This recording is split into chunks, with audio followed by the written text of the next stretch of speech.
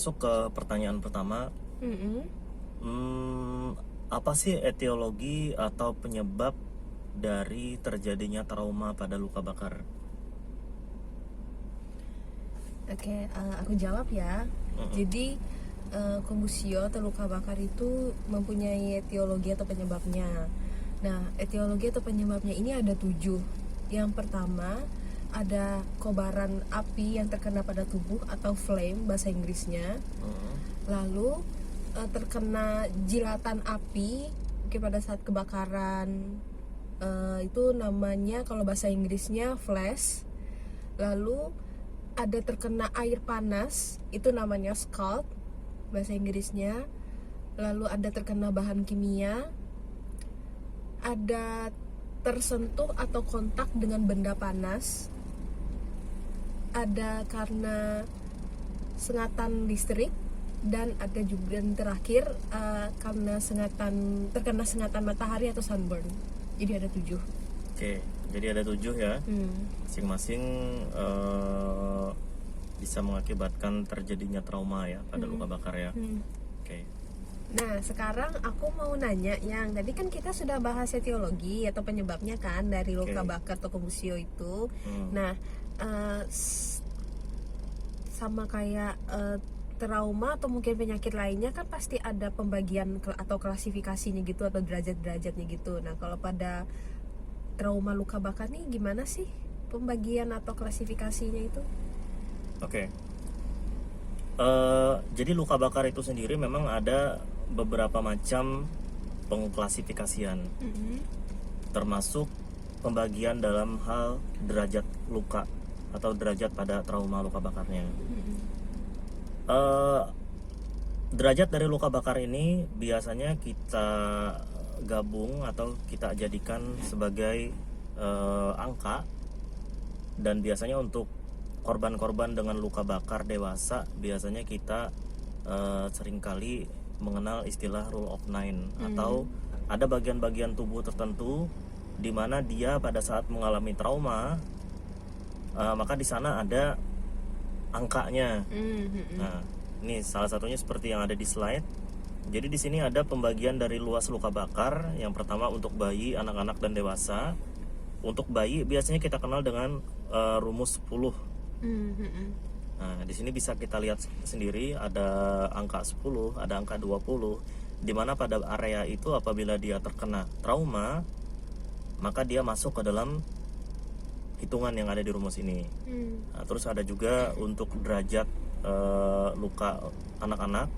Di sini dia menggunakan rumus 10, 15, 20.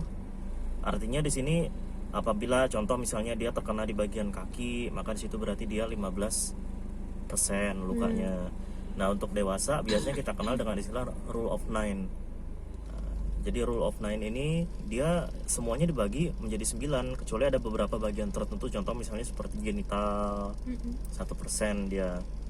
Oke, terus selain itu juga luka ini sendiri dia kita bagi berdasarkan dari jenisnya. Ada luka bakar yang ringan, luka bakar sedang, dan juga luka bakar yang berat.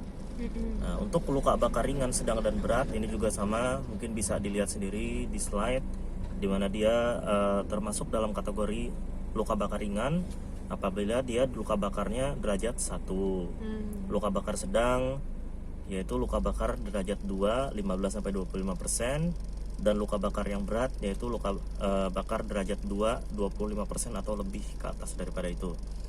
Nah, selain itu juga kita kenal dengan derajat lagi. Derajat dari luka bakar ini dikenal pembagiannya ada 3, yaitu derajat 1, derajat 2, dan derajat 3.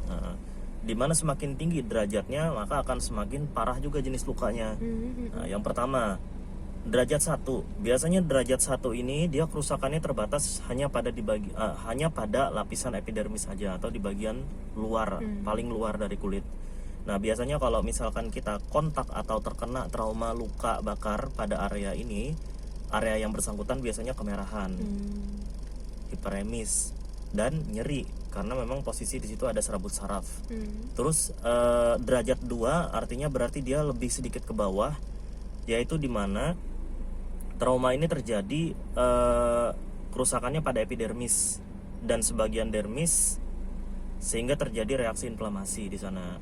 Nah, bagaimana caranya kita membedakan antara derajat 1 dan derajat 2 berdasarkan dari bentuk tubuh yang mengalami trauma? Biasanya kalau derajat 2 dia cenderung ada bula di situ. Nah, bula itu seperti yang ada di gambar ini. Dia bentuknya seperti benjolan-benjolan yang ada gitu ya. ruangan berisi air di dalamnya di situ, dan itu bisa pecah.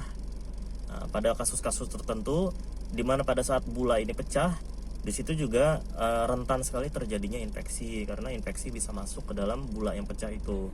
Makanya pada saat kita menemukan korban-korban dengan luka bakar seperti ini, kalau bisa kita jaga agar tidak pecah bulanya. Nah, yang terakhir yaitu adalah derajat 3. Ini merupakan jenis yang paling parah. Nah, pada derajat 3 ini justru pasien tidak merasakan nyeri sama sekali. Tidak merasakan nyeri sama sekali karena di sini serabut sarafnya udah rusak karena trauma luka bakar tadi. Jadi tidak bisa merasakan nyeri bukan berarti dia tidak kenapa-kenapa. Justru malah luka yang jenis derajat 3 ini yang paling parah pada pasien-pasien dengan luka bakar ini. Oke, mungkin untuk klasifikasinya itu ya mungkin ya yang bisa aku sampaikan. Oke, ada tambahan mungkin atau ada pertanyaan lain? Nggak ada sih, Oke. karena sudah detail ya. Oke.